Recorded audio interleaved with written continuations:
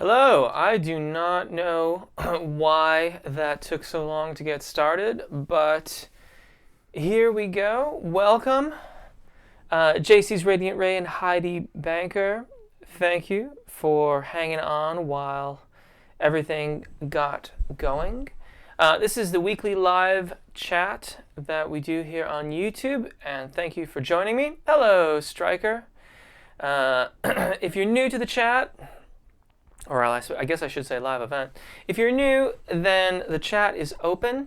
Just type in your questions, and I will get to them just as soon as I possibly can. Last week I didn't have anything left over. Altog, hello.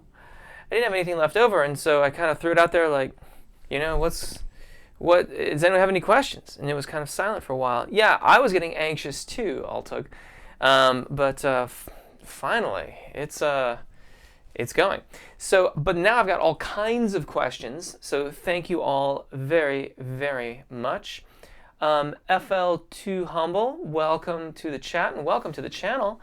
I think it's great that you're learning how to sing. I think there's tons and tons of interesting information here on the channel and that you will get here in the live event. Pro Audio Review TV, hello, Giuseppe, welcome again. So a couple questions here I want to tackle. There was a question at the end of the chat about vocal fatigue, and this person writes in, the question is similar to one of my own. Is vocal fatigue largely avoidable? Does vocal fatigue usually result from incorrect vocal technique, or is it inevitable with prolonged performances? A little bit of both, actually. Proper technique enables us to make choices about how we're going to use our voices. So some roles may require you to do some big screams or things like that.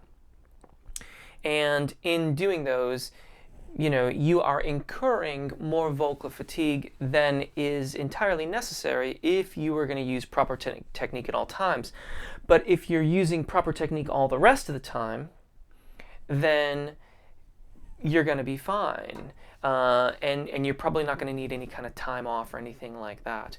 It's when we indulge ourselves in improper technique all the time that we start to get too much vocal fatigue and we end up having to take time off.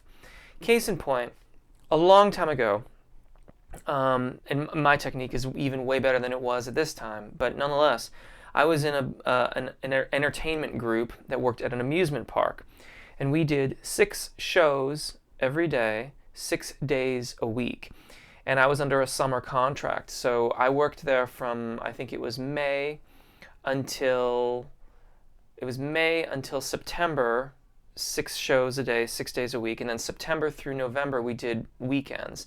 That summer, during that period, I did a little over 700 shows. And I never had any kind of vocal fatigue problems. I never had needed any kind of time off. I never had any problems of any kind. And that's the purpose of good technique, is to enable us to kind of have that sort of longevity. And I would say that as far as vocal instruments go, mine is not necessarily as robust as they may come. When I get sick and things like that, things very quickly go awry for me. And the next question here was about what I consider a quick tip on how to interact with a sound engineer. I perform in 2 settings from time to time. In one setting, there are 2 or more experienced, well-trained sound engineers present, which is always lovely, the entire time we are on stage. In the other setting, someone, sometimes our drummer, sets everything up. In the second situation, the soundboard is not constantly monitored while the band is on stage. And I will happily address that in a quick tip. Absolutely. Now I'm going to check back over to the live feed here and see what's going on. Heidi is saying hello to Striker, and Altug Striker is asking about FL2 Humble. Maureen, hello Maureen, welcome. And FL2 Humble's in Puerto Rico. That's the first person who's identified as being from Puerto Rico. Welcome to you, welcome. Yeah, I know the king crown is a bit silly, but what are you going to do? I wonder if I can edit that. I'll have to see. Levy M. Hi, Jeff. Love your vocal technique videos and tenor range warms. Thank you very much. Welcome to the channel. I don't recall seeing your name pop up before, but thank you for your kind words. Bhavya Jane. When I breathe, my ribs collapse. very quickly. And when I try to hold it, it creates tension. You're not saying whether you breathe in or out. If you're breathing in and your ribs collapse, you got to flip that around. We want the lateral expansion. Now, there is a lot of information on the interwebs that would directly contradict that. I teach the Apagio breath management system. I would encourage you to look it up. Shirley Emmons has a great, very concise webpage on this. Do not take my word for it. But I speak the truth. The ribs are meant to expand laterally. The front of the stomach, the stomach muscles, are not. There's a lot of information about pushing it out and sucking it back in. I'm sorry, but that's not correct. That's not consistent with Apagio breathing technique. And it is largely ineffective. You're mostly moving your guts around. You're not doing much at all to interact with the diaphragm, because the diaphragm is much higher up in the rib cage, in the chest cavity. Jer Arroyo, hi Jeff, I have a question. I've been having a sore throat since past Saturday. What do I do? TLC, tender loving care. If there's a reason for that, if it's postnasal drip, see if you can get it to stop. If you're just looking to kind of soothe your throat, maybe like some warm, like I make this brew, which is I boil water with ginger in it. Then for about 10 minutes, I really cook it. Then get the ginger out of there, and a little bit of honey, a little bit of lemon, let it cool down a little bit, and it's very, very comforting and very, very lovely. Some people like throat coat tea, but make sure that none of these things, you don't have any allergic reactions to any of these things. You make sure that you're okay with that before you start trying it out. But yeah.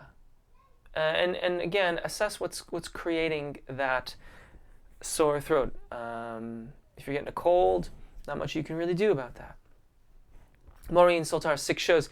Yeah, over 700 that summer. It's a lot. It's a lot of shows. You go a little bit loopy, but it's a good kind of loopy. It's really, really fun.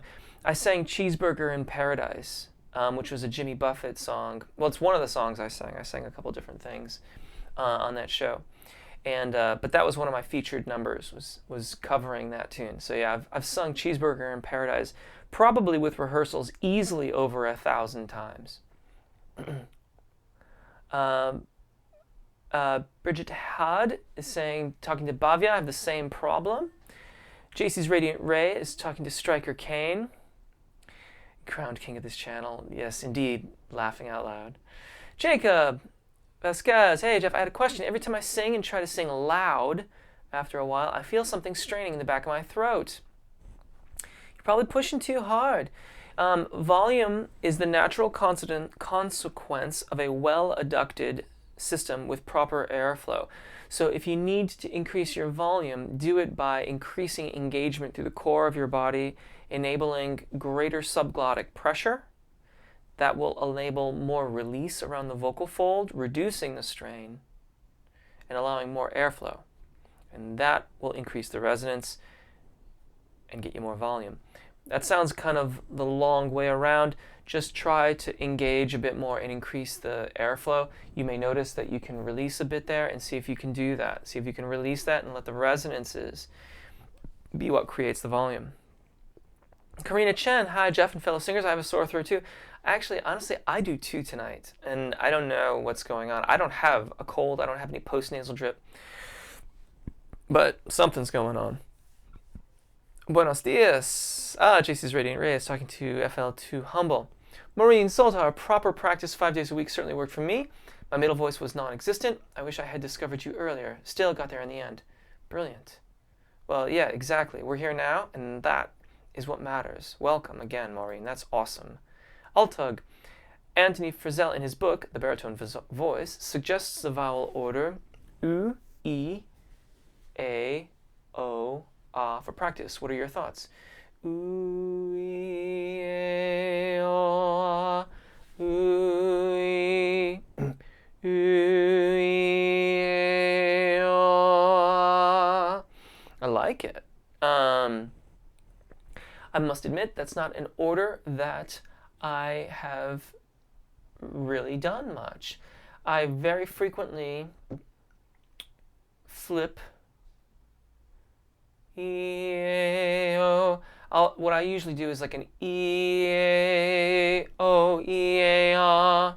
So I'll go narrow, slightly wider to the more wider vowels. He's put the oo in the beginning, and I kind of like that because honestly, I tend to avoid oo a little bit. That was a vowel that I struggled with to have it balanced properly. And putting it in the front means that you are absolutely going to get to it. And that's cool. I like it. I like it a lot. Narrow, semi-open, open. Heidi Banker, thanks to your latest video. Is that a Lego piano next to the plane on the shelf? Yes, but no. It's like it's like an offshoot of Lego. It's not Lego. It's like mini Lego. I don't remember what the manufacturer was called. It was a gift. I think it was like a birthday gift, like a little mini birthday gift, a couple years ago. And it's kind of just always been a little bit out of the frame for the longest time, but it's been up there for the long time. Midrigan, hi Jeff, you are my inspiration. Thanks, thank you. That is very, very high praise, and I really appreciate it. Altog is saying hello to Heidi. Daniel Abid, hi Jeff, how are you doing? I'm pretty good, thank you very much. Just had a rousing soft play session, which was really fun. I think I could just play at soft play. It's wonderful. I have a question, Jeff. When I practice for a long time, like 2 to 3 hours, my falsetto becomes very breathy, and I know that's not a good sign. I don't feel any pain at all, and when I rest for a few hours, my voice is back to normal again. Can I practice more when that happens? Because I really like to practice more. Is there any way to avoid that? It's an interesting question. Since there's no pain, that's a really, really good sign. I'm inclined to suggest that you stop because and take a break, because 2 to 3 hours is quite a long session anyway. And I'm thinking of Chopin, and he always taught that his students should not practice more than about 2 or 3 hours, and that when they got beyond that, that their time was better spent studying music in a different format, listening, writing, analyzing, something such as that. My concern for you is that you are getting somehow physically tired at that point, and that if you continue to try to press into this for too much longer, that you're going to start developing bad habits to compensate for the muscular fatigue, not vocal fatigue, muscular fatigue. My suspicion is that if you stuck to stopping at about the time that you're starting to get a little bit falsetto-y or airy, that in the not too distant future you'll be able to go maybe 10 or 15 minutes beyond that point, and then it'll occur for you, and then you'll be able to go 10 or 15 minutes beyond that point. The main thing here is that we don't want to get any bad habits developing, and it's important for us as vocalists to listen to our bodies, because they're our instruments and we have to take care of them. JC's Radiant Ray is talking to Maureen. Same is true for me. Jeff said a great improvement of thyroarytenoid voice. Yes, thyroarytenoid dominant singing, chest voice. Karina Chen, anybody into music theater singing here? Are you a fan of music theater singing, Master Jeff? Some of it. Actually, a lot of it. I don't know if I necessarily have like a particular favorite. I love the songs in Wicked, and I know that I was supposed to bring that music with me this week, but unfortunately it has been packed and sent off, so I do not have it. And I think I was supposed to talk about, I think it was For Good. I do apologize for that. It's going to have to wait a little while before I can really chime in on that completely. But I love things from like Oklahoma. I love Wicked. I find that I love some of the classic, like the old stuff that has since become jazz standards. A lot of those pieces were theater pieces, and when you go back and listen to the lyrics and singing them is lovely and challenging, and I enjoy that very, very much. Yeah, yeah. Daniel Abid, I read that. Altug, should head voice be always there, be active, even when we are singing in chest voice? That is an excellent, excellent question.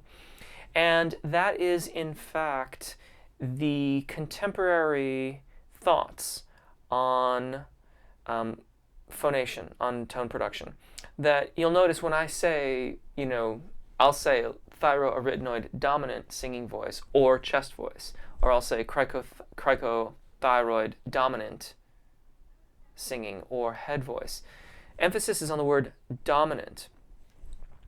And contemporary vocal studies would suggest that the cricothyroid muscles are in fact slightly involved in our chest voices, in our thyroarytenoid dominant singing voice, and vice versa. When we are in our cricothyroid head voices, dominant singing voices, the thyroarytenoid muscles are still somewhat active. And it's a spectrum. And I think that's part, understanding that is part of what helps us to smooth out the secondo passaggio, the break. Because if you think about it that way, it's like a teeter-totter or a seesaw that neither end ever touches ground. When you're thyroarytenoid dominant, that's the dominant side of it, but it's not bottomed out. And if you go down low enough, you'll find that bottom point. And then consequently, when you're cricothyroid dominant, it's dominant, but not only the cricothyroid muscles that are dealing with the vocal fold. And then, of course, beyond that, you get into the ligament tone production or falsetto tone production. I want to take another question that was left over, or not left over, was sent to me. This is, would it make sense for a vocalist to receive an elementary introduction to discipline of sound engineering? I keep wondering what I should ask for regarding the mix in my monitor, and what is he listening for? I also wonder, how can I make it easier? What should I do? We practice on the same stage on which we perform, but it is never the same, good or bad. Why? Does it matter whether the tunes on a particular day are going to be mellow, high voltage, or vary from one extreme to the other? All of those things matter. And the reason why it can be different from day to day is for many things and varied. Even atmospheric pressure can impact the way microphone diaphragms work to a certain small degree. But additionally, most engineers will do something called zeroing out the board when they are done with their engineering duties for the day. And what that means is that all of the EQs are brought to the centre-dent, so the middle section, effectively neutralizing it, and everything is either brought to infinity, which is zeroed out completely, or it's brought to unity. It depends on your engineering people and what they want. Routing probably doesn't vary terribly much from day to day, and it's quite likely that the same amps are being used for the same purposes. But if anything can change, even a guitar player's changing patches can dramatically affect the volume going out to the sound console. How the gain or trim is set versus how the fader volume is set can have a dramatic impact on what comes out the front of house.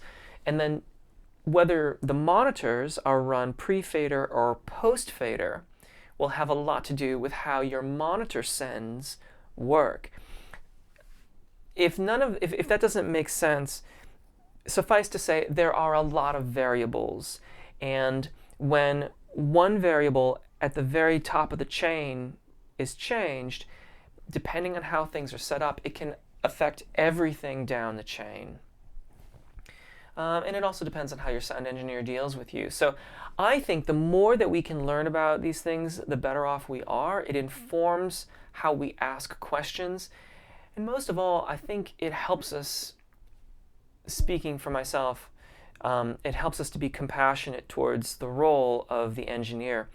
And furthermore, your front of house engineer has virtually no idea what is coming out of your monitors because they're hearing the front of the house, and if it's the right volume, the monitors they're just not hearing what you are hearing at all, and they need you to tell them what you need. But learning to listen to the monitor critically can help a lot. It may not be that you need more of your vocals and more of the acoustic guitar. It might be that you need less of the bass. And learning to hear those things critically can be very, very helpful. Last thing here. Lastly, currently, should I be concerned about the same mic picking up my voice and the keyboard? Sometimes another keyboardist will step away from the keyboard and move out in front to sing. Is this better for the sound mix? Yeah, it's probably better for the mix, but I wouldn't worry about it because it's not your job.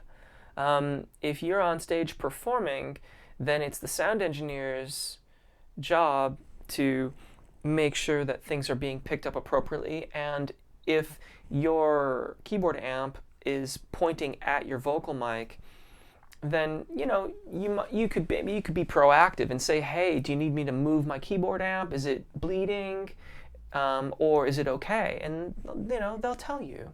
That would be a very, very kind and proactive way to make sure that the mix is clean, and that will certainly help your monitor situation, because then you can say like, oh, I don't need the keyboard in my monitors. Can I just have the vowels, the vocals?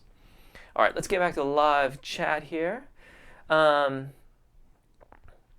So I just took the one from Altug about voices there. FL2 Humble Gracias Jeff. I know a few people who can sing really good. I asked them, how did you learn how to sing? And they tell me that they were born with it. Like, how is that possible? Yes, and The Weeknd is very cool. The Weeknd is very, very cool. Okay, so this is my take on I'm just born with it. There is absolutely, as vocalists, this is our instrument, and we get it, and it is what it is. For some, that instrument may be uniquely suited to a certain genre of music. Maybe they've got the right space and the right kind of soft tissue flexibility, pliability that opera or theater, you name it, is just really, really the right thing. But they still have to practice and train. They have to learn to use that instrument. That being said, those that have a real intimate awareness of how their body is operating have an advantage. And by tapping into that, they can become aware of what's working, what's not working, and instruction of any kind can go very quickly. Furthermore, there are specific ranges of one's voice that don't necessarily require as much technical know-how as other ranges. If you're crossing over the secondo passaggio and you're making a transition into your upper register, cricothyroid dominant singing, as opposed to belting, that requires a little bit more internal awareness. It requires a bit more expertise to make that smooth transition. Some people will be very internally aware and they'll smooth it out rather quickly. Some others of us, myself included, may take more time to work through those technical challenges. But I put practice and musicianship over raw talent any day of the week. I think that we have what we have, and what we do with it is up to us. Maureen Soltars, thank you. That's very kind of you, Maureen. I'm very generous with my vocal exercises, and I appreciate your kind words. I think that singing is great, and I want as many people who want to sing to have tools at their disposal to learn how to use their instruments. Thank you, Karina. I appreciate that. JC's Radiant Ray is talking to Karina Chen. Maureen Soltars, my dream was to sing Stephen Sondheim. and have an audition tomorrow. I shall be using your warm-up video before it. Wonderful. I wish you all the best and break a leg, as they say. Karina Chen, yeah, I know. I know, and I just mentioned that a few minutes ago. You probably already heard that, but yeah, I remember that too late, and I packed that score. It had to get packed anyway. So I'm terribly sorry, but you know what I can do is I can look that up online probably and find it, or just have a listen to it. I feel like that only goes up to E flat above C5. I feel like that goes to E flat 5. And if that's the case, then if you're a mezzo, that's hovering right on your break. If you are a soprano, it's about a major second or a minor third below the location of the secondo passaggio, and that means you're in really good shape. You're still in the zona de passaggio, and it just depends on what you're intending to do. A mezzo or a soprano, sopranos wouldn't really even be belting. Mezzos would be belting, kind of, more or less. And it just depends on what you're intending to do with that. But I'm just relying on my memory here, and that was the thing I didn't want to do, and why I was going to grab the score before I chimed in on it. But suffice to say, you would be well served to really, really warm up at least to an F5, prior to singing that, to make sure that you're covering the necessary range. Again, if my memory serves correctly, an E5 is the top note in those. And then it really boils down to what you want to do with that and how you want to approach those top notes. You know, I feel like we could make arguments either way for a belted performance or one that's blended in that range. It really depends a lot on your technique too. I generally argue towards blended with good resonance. That to me is more reliable in the long run, and you're going to continue to expand on a skill set that will only serve you better and better and better the further that you practice it. Maureen Soltar, I wish you all the best with your audition. Knock 'em dead. I second that. Maureen Soltar, what I like about your soprano warm-up is it is so invigorating and does the trick without any boredom coming in. Excellent. High praise indeed. Thank you. Bhavya, how much should I practice in a day? Is it okay if I practice 2 hours plus lip rolls and humming almost all day except when I'm in a classroom? If you're not getting vocal fatigue, I say go for it. I mean, I don't see any problem with singing. I mean, I'm kind of almost always twittering, not like twittering, you know, but like to a certain degree, but I just make sure that I'm expanded and engaged properly. Altug, I sing a note like F#4 in head voice with a hollow sound and then make it stronger so it sounds like my chest voice. What might I be doing? Am I adding chest voice to it, or is it a resonance thing? Common nomenclature would say you are adding chest voice to it.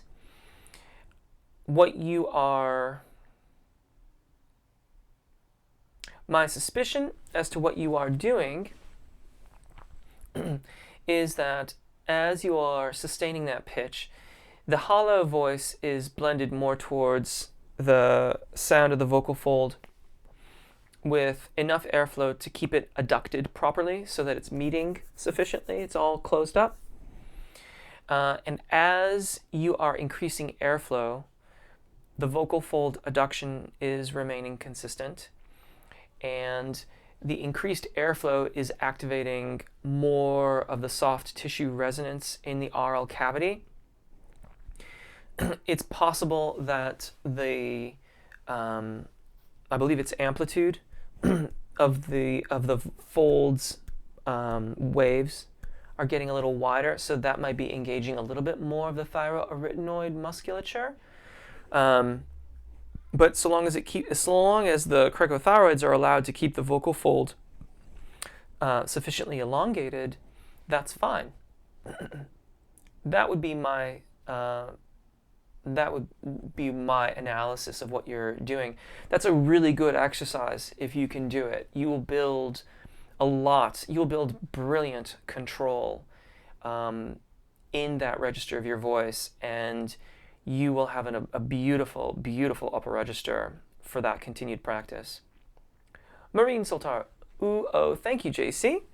I've got a mixture of feeling a bit sick and thrilling at the same time. It sounds pretty good. That sounds really, really good to me. Giuseppe, my question, which way some singers can create a beautiful resonance with their voices? I'm not referring to the nasal or chest resonance, but a specific resonance vibration in the voice, like Michael Bublé, for example, is a gift of the nature or it's a technique. Well, a little bit of both, I'd say. I mean, those resonances and the way that they combine are what make our voices unique. So your voice will have its own unique resonances.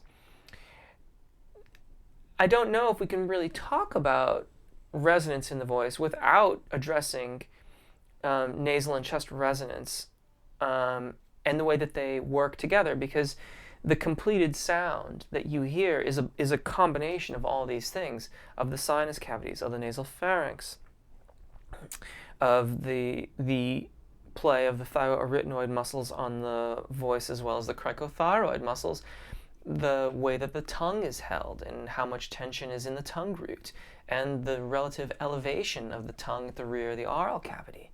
All of those things go into making the resonances in our voices and produce the finished sound. Danielle Abid, you're very welcome. Thank you. Striker is talking to Karina. Karina Chen's talking to JC's Radiant Ray. Striker Kane, Jeff, how does a novice determine they are singing a whistle versus a falsetto? I poorly can hit a few notes at or above C#6, but don't know if the tone I'm hitting is one or the other. Most whistle tones I've heard,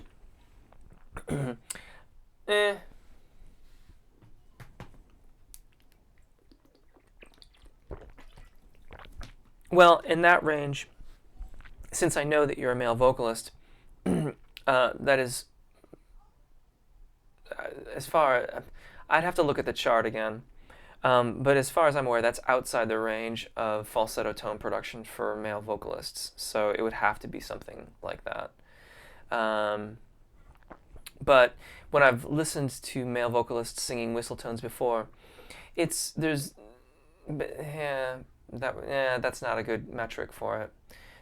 Pretty much all I'd have to go by with that question is that that's outside the range of falsetto tone production. Maureen Soltar, I'm not a great fan of the really nasally musical theater sound, which has become prevalent. I have learned to do it, but I sound ridiculous. Each to his own, each to his own. Shocks, OMG, that analogy helped me so much, I can now suddenly sing through the break. Thanks. Good, excellent. I hope that helps. Danielle Abid, what is the best age for starting singing training to become very professional? I heard the best age to start is around 19 or 21. What's your opinion, Jeff? Well,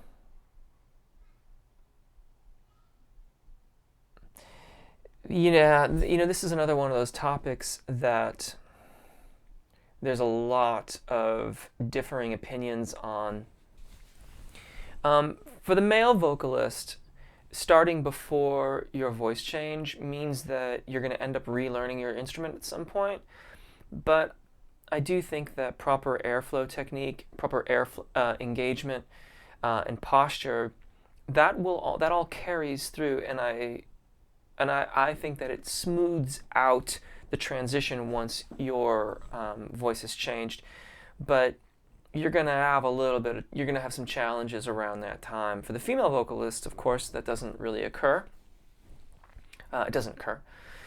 So you could certainly start a lot earlier, even though even though your body geography will change quite a lot and things will change as you age, I think that the training that goes into your voice, the musical training that you would undertake, can only help in your professionalism as you mature and continue to become a better and better musician. I know that I wished I would have had piano lessons from a much earlier stage in my musicianship, because it would have been that many more years that I would have been studying, and and I would have just had that kind of that musical input at a much earlier stage. So, I know that's not voice, but um, I don't think there's any reason to wait. I wouldn't wait to start practicing because you heard that you should wait till you're 21. I don't know why you do that. Alto. So when we break, we lose the balance in between chest and head voice and fall to one side of the spectrum, i.e., the balance which must always be preserved like walking on a rope. Is it easier for light voices to sing through the break than it is for heavier voices? I mean, does that differ for different fascias? Well spoken. Because if you meant heavier in terms of thyroarytenoid musculature, the answer would be yes. Everything about that I agree with. Others would disagree with that, but that is consistent with my training and what I believe in my teaching and what I strive to help people understand and to implement in the development of their voices. That the break, particularly when you try to ascend beyond the secondo passaggio and it gets very airy, you are separating the vocal fold and getting the ligament, falsetto tone production. But at that range, it's too low, so it's very, very airy. If you defaulted to more vocal fold engagement, then you'd be squeezing the thyroarytenoid muscles higher and higher and higher. That's belting, right? And that typically results in increased vocal fatigue. And I think, in my experience, it's addressing the second part of your question here. In my experience, it's more about how much weight on the thyroarytenoid dominant muscles people are carrying into the zona di passaggio. It's not so much their fascia. So, thinking about all the different voices that I have encountered in my teaching, it's not so much about fascia, it's about how you approach the zona di passaggio. Urs Selek, just wanted to say a quick thank you for all the videos you are doing. Keep it up. Thank you very much. I really appreciate it, and I will do so. I got a new warm-up coming out next week. I know it's been a while since I did a warm-up. Did like it's very chill, very, very chill, but I think kind of fun. Karina Chen, mezzo-soprano. Right, so in the Wicked stuff, you're going to be faced with the choice of kind of semi-belting. If it's just going up to E flat 5, you're probably not going to end up belting. It's like a semi-belt. It's like you're really on the secondo passaggio, but I think of a belt starting at that point and going above. Now, if you've changed the key, or if I'm mistaken and it goes higher than E flat 5, then you're going to be faced with that belt or transitional singing. Thank you very much. I appreciate your understanding on having to wait on getting that more specific. Blended with resonance. Blended between thyroarytenoid and cricothyroid dominant singing voices. That E flat 5 is going to be on that tipping point, that fulcrum. Hello, Monsieur Maubet. Giannis K. I'm a tenor. Whenever I try to sing falsetto, I feel that I cannot go higher than with my natural voice. High C sharp. What might be the problem? Well, depends on how you're using the word falsetto, and it depends on how you're singing a lot. If you're using falsetto in the common usage, which would suggest that your voice is getting airy, well, that's a very high vocal fold sound. It's a lot of tension in your voice, and that would explain why it's limiting your range. That would also suggest that you're not transitioning through to your cricothyroid dominant singing voice. If your registration event technique is not sufficiently developed, then having falsetto tone production at the appropriate point in your range will not occur. And so you're only going to be able to go as high as you're reporting here. Making those smooth transitions through the registration events is what enables us to keep going and going and going. Michael Solana, Jeff, I noticed you have a big water bottle in all the live feeds. Have you thought about using a home water filter or use Thank you. And yes, normally I have my backpack here, this guy, which I love. FYI, I don't know why this is. I have a thing for water bottles. I love these things. And this one's purple. I don't know if you can see it's purple. I really, really like it a lot. I actually was really sad because I got this to replace a red one, which was made by Waterbox. And it had the most unique top, and it was square, so it really fit in my hand well.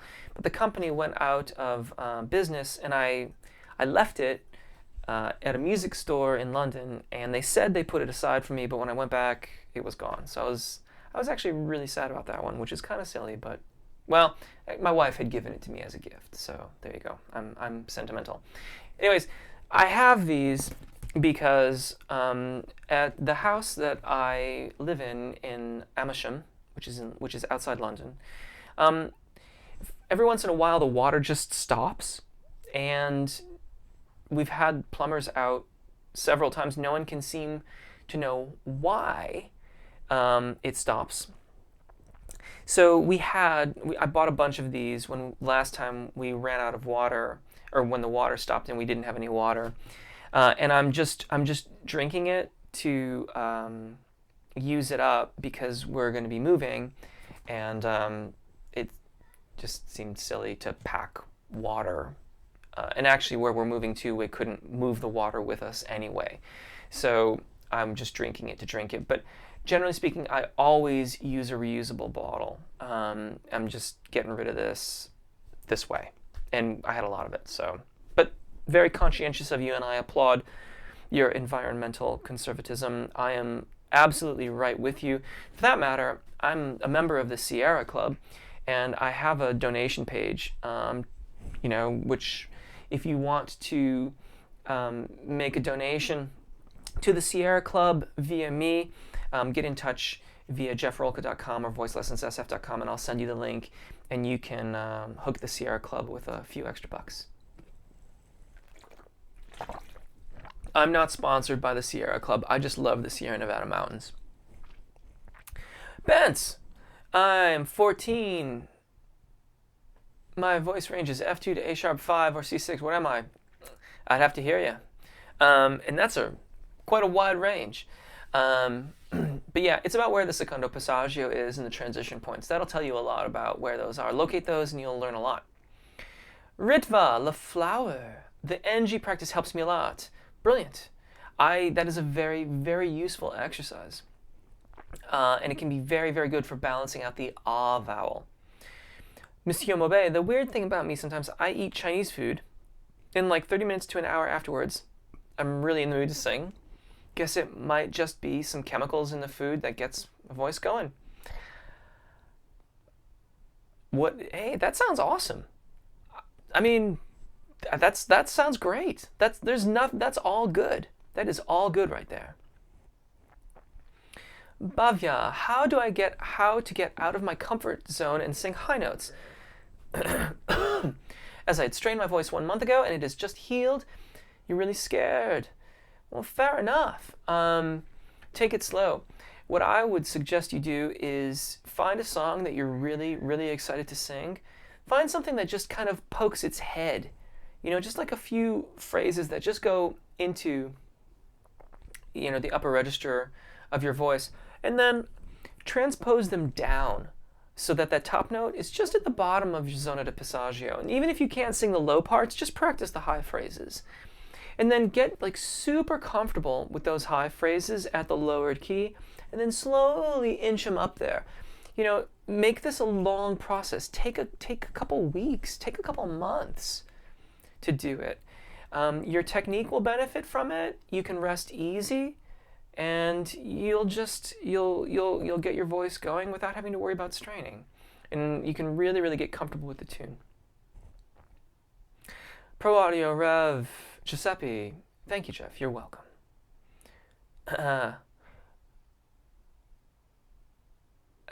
Striker Advance, Ritva LaFlower, your videos have helped me immensely, by the way. Thank you. You're very welcome. I'm glad. I'm very, very glad.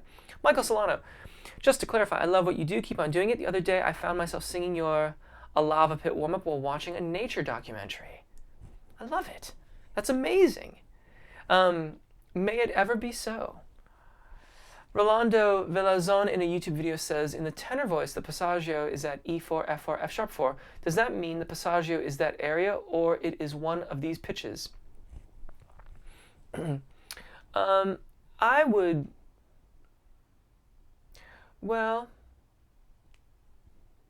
yeah, I mean, okay, so the average, I love vanilla ice cream, by the way, but vanilla is sort of like the, base of it all. Tenor, we would say that the primo passaggio is at C4 and the secondo passaggio is at F4. So my suspicion is that those are meant to be points of the secondo passaggio. E4 is getting down there for tenors, and that is typically what you start calling a baritenor, but I would refer to that as a tenor robusto. I don't use the baritenor nomenclature or vernacular. Juice Guy, I'm sorry I can't read that, but you got a thumbs up and a clap, so I'm assuming that means good things. Thank you. Yeah. Karina Chen. Is your singing method similar or different from bel canto singing method? My method is an adaptation of bel canto singing. You mentioned about pure vowels like the bel canto method, so I ask, you're right, you're absolutely right. You're absolutely right. I shy away from using that pure because it sounds very judgmental, and it is not meant in that way at all. But yeah, I've studied a variety of methods over the years. I've studied SLS, speech level singing, but I'm not a registered speech level singing teacher, so that's not me. And I've studied bel canto for a long time, and specifically I've studied Richard Miller's teachings and adaptations of the bel canto method, but I've definitely done some tweaks of my own as well as I have been teaching all these years. Monsieur Mabe, Jeff, at what age did you start learning piano? Late. I started learning piano late. When I went to university, I had to take piano proficiency courses. So I was 19 when I started to practice piano. Karina Chen, are pure vowels always much better than vowel modifications? I would shy away from the use of the word better in that sentence because it makes one thing better than the other. Vowel modifications are a necessary part of registration event technique. When done properly, they don't sound like modifications. Oftentimes, there's this notion that it shouldn't be done, but an E vowel, as sung in a comfortable thyroarytenoid dominant singing voice, will not allow for the appropriate airflow to make a smooth transition through the zona de passaggio, ultimately over the secondo passaggio. So that vowel widens as we ascend through the zona de passaggio in order to facilitate greater airflow. When done properly, you don't really hear it. In the beginning stages, I find that in teaching, it pays to exaggerate it a little bit, so that as a teacher, I am absolutely certain that my client is using their voice properly, because it can, you can be fooled from time to time. The problem, of course, with vowel modifications is when they're displaced, when you've got like an E that's overly wide, too low in a given vocalist's range. And then in that case, that's not what we want. But like so many things about the voice, we need to be flexible and dynamic. And vowel modifications are one of those results of that dynamic, flexible system. Karina Chen, they are from different schools. Presumably you mean bel canto and Richard Miller. No, but Richard Miller had a particularly scientific approach and look at things, which differs from other practitioners of bel canto. You'll find that there are many practitioners of bel canto, and speech level singing is not really an Seth Riggs has a whole classical side of his training, but it's not really represented in the speech level method as such. And so I don't think it's fair to say, I don't think you can really say that speech level singing is an aspect of bel canto singing. No. Altug, thank you, Jeff Rolka. I have found the light today. Brilliant. Brilliant, brilliant, brilliant. Quantum 2142, Jeff, you're awesome. Thank you. One question, how do people do Mongolian throat singing? I'm really sorry. On this one, I don't know. I don't know, but I think it involves a lot of release of tension, because typically they're getting incredible kinds of overtones and vibration patterns out of their voices. It's brilliant. Jeff, can I do a false chord scream? Not right now. Greg, hey Jeff, something I've always wondered about the female voice. It seems the passaggio for a typical girl is around E5 or so. Yep. But most of the girls I sing with switch to head voice at around A, B4. That does occur from time to time. It may be that they have lower voices. It may be that they're not as accustomed to, they may be doing that because they're entering the primo passaggio and they're overreacting to it. But that is a common occurrence for sure. For the love of R&B. Hey Jeff, I'm a teenage-year-old male tenor who hasn't sung in a while. What should I do to improve my vocal technique, and how can I be able to sing for long periods of time? Get started and make a daily practice of it. A daily practice is where it is at. That's what you want to do. So whether it's 10 minutes a day or 20 minutes or half an hour, whatever it is, make it a daily practice and keep it up. And technique, obviously with technique you need to have good self-awareness. Perhaps lessons would be great too. But self-awareness and awareness of how you're using your voice and critical listening skills are also very, very important to our development. Jeff, and any update on those songs you might be breaking down in videos? Yeah, not yet. But what I really should say is thank you for reminding me, because I forgot, basically. That's the short answer to that question. But thank you for reminding me. Feel free to remind me, because some things do slip through the cracks. But I definitely want to do that. Thank you. And I was going to do a Foo Fighters tune to kick it all off. I think it began with like a P. I don't know if it was like The Passenger or something like that. I'm not sure. I don't think it was Passenger, but that's what I want to do first. I try to keep it light, Maureen. Thank you. Michael Solano, that was the best possible answer. Excellent. Joseph Williams, yes, I'm so happy I caught this. I have a very strong voice with exceptionally wide range. When working on keeping consistent tone throughout the registers, how do I know if I'm straining? You'll feel it. If you feel the strain in your throat, then that's all you need to know. Or if you get hoarse afterwards, if you get croaky, Typically, if you're straining, you can feel it. Monsieur Mauvais, it would be cool to get your perspective on the songs in different areas, even pitfalls in them, especially some that I'm working on myself. Yeah, I think you chimed in with the Foo Fighters thing, and it was just a really cool. It was like the lines of like police officers in riot gear, and then they were singing, and it was this like whole. It was really cool. Joseph Williams, Instagram. I have a few videos of myself singing. I really like a critique.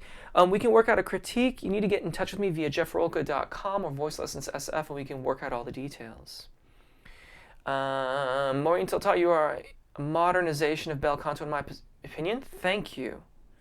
That is incredibly high praise, and I truly, truly appreciate it. I really, really appreciate that. Thank you. Suzanne Langlois. Hello to you. How do you sustain a longer note? Cultivate your engagement and expansion. The key is going to be retaining your lateral expansion of the rib cage while allowing your abdominal muscles to continue to engage with the diaphragm and lift towards the sternum. That being said, more important to focus on efficient turnaround, so efficient expansion to retake the breath, than ultimate note duration. Additionally, vowel formation will have a lot to do with your overall efficiency, as will range. So the higher you go, the more air you need. There you go. The shorter it's going to be. Maureen Soltar saying hello. Seth Riggs. Maureen Soltar, I agree with you quite a lot with that. It does. It really, really does pay to understand the voice. And I've got to scan through here and quickly go because I really have to go tonight. I'm afraid I can't go over by more than any of this. Any tips for transgender male to female? How to keep my vocal warm-ups high with not damage? Male to female, male to female, male to female. I would think there's a lot that goes into that, Suzanne.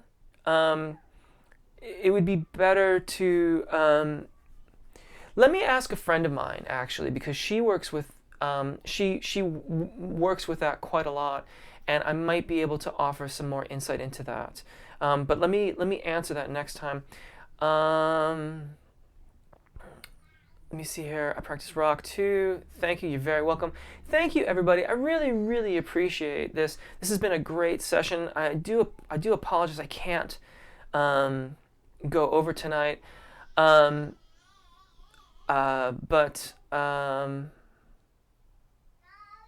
is underestimated vocal technique. Well, never do that, folks. That's good, sage advice. But yeah, I gotta go tonight. Thank you so very, very much.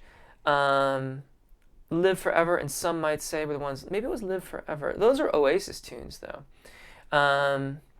Anyway, but I can do those as well. Those would be. I mean, either of those are beautiful songs. Thank you so very much, everyone. I really, really appreciate it.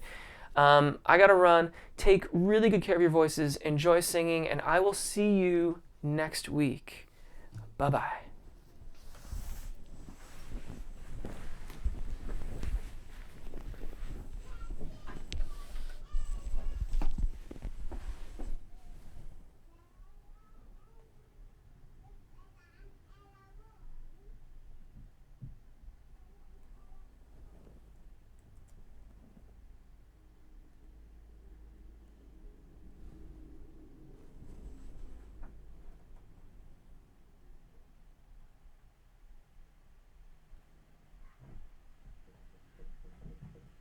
Yeah. 1 second, please.